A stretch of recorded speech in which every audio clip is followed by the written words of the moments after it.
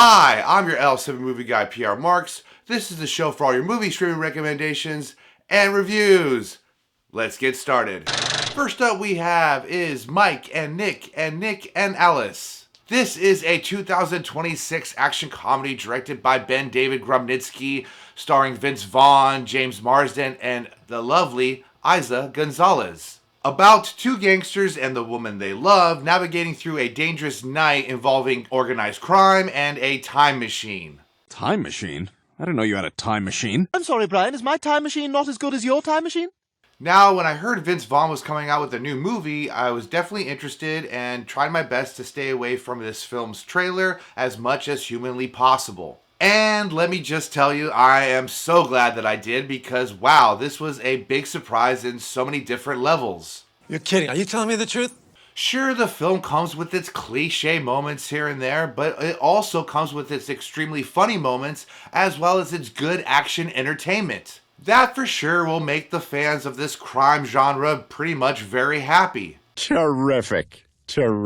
That's because everything from its story, production, characters, and direction had a clear vision on how to execute the development of this movie. Which brings me to my positives and likes for this film. Let's go already! First up is the story. I really liked how they were able to simplify blending in this sci-fi time travel aspect into a crime gangster world, which worked well for a character's redemption storyline, as well as worked well for us to jump in with no effort and kind of go with the flow.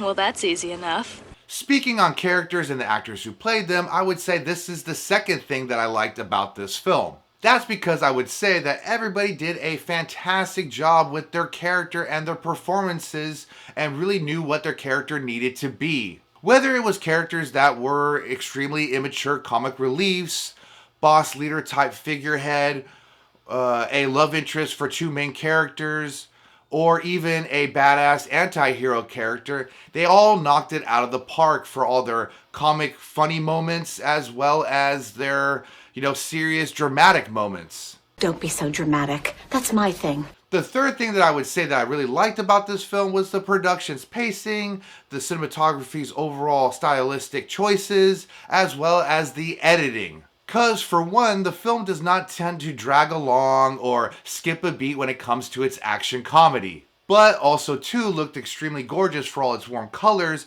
and using the choice of black and white for its flashback scenes that was flawlessly seamed together by our editor for great storytelling. Yeah, that's what I'm talking about. Lastly, for my likes and positives for this film, because I don't want to sound like I keep sucking this film's dick, would have to go to its action and its comedy. Which, let me just tell you, was fucking awesomely brutal, dumb, hilarious, and well put together by the choreographer, as well as the writing of the dialogue. But I will let you find this all out on your own when you give this one a viewing, because I don't want to give any jokes away. But I will say that Gilmore Girls was definitely highly referenced in this film that had me cracking up.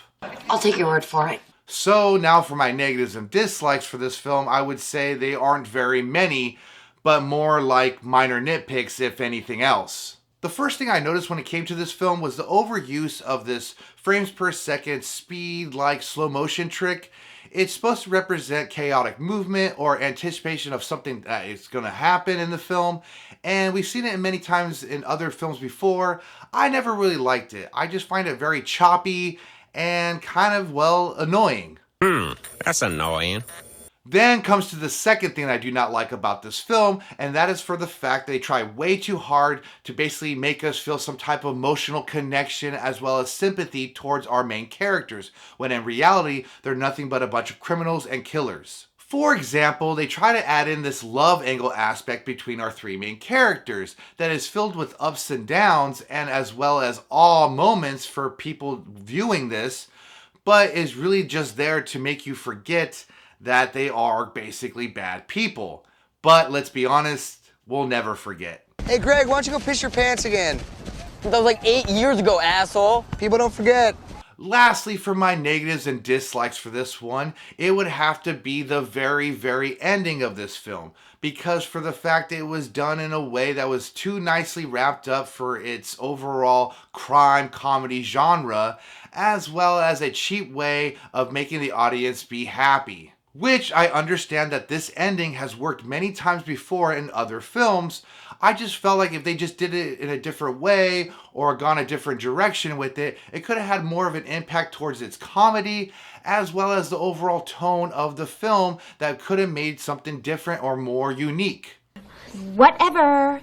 Overall, this was a lot of fun and extremely entertaining for all its immature humor, surprisingly stark-like cast that shows up in this film, and all the action shoot-'em-up scenes. I do think they did a very good job by simplifying the time travel aspect in this film because it doesn't feel very overbearing, as well as it just makes it really easy for everybody to understand.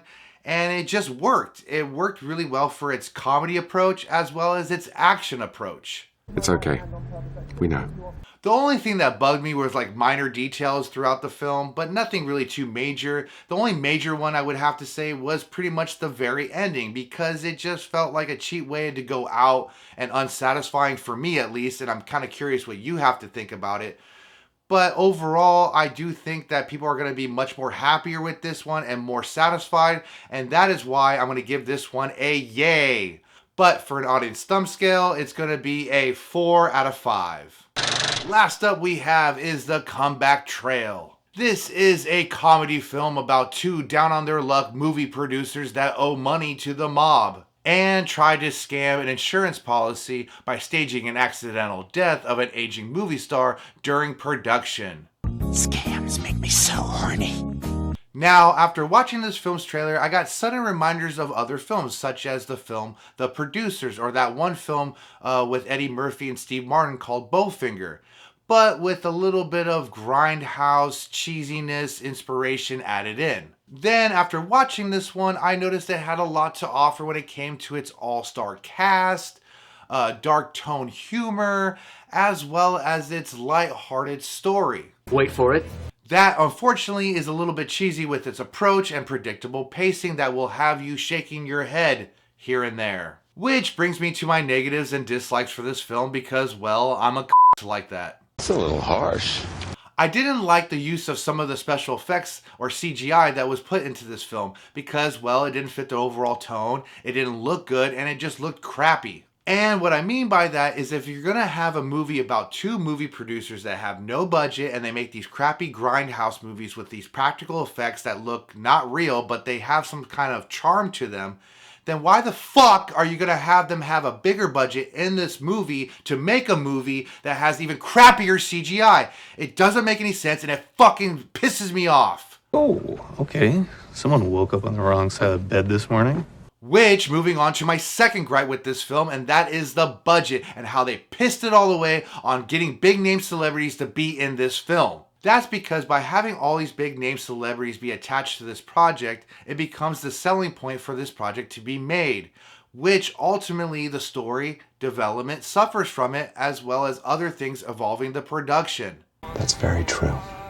Now, by saying this, ultimately brings me to my third thing that was a failure for this film, and that is the cinematography and the lighting. Sure, for the average viewer, this probably did work very well for them and, doesn't bother them at all. But for me, I noticed that for the bright comic moments to the dark tone moments, it doesn't blend well together, and it ultimately suffers through certain editing choices that I cannot get past. That's a bummer, man. Now, hang on there for a second. I'm not a total piece of shit. There are some likes and positives for this film. First thing that I liked right off the bat when it came to this film was the wardrobe department, the props department, certain equipments being used, like even vehicles, because it was all in the era of the 70s and it really showcased that time frame.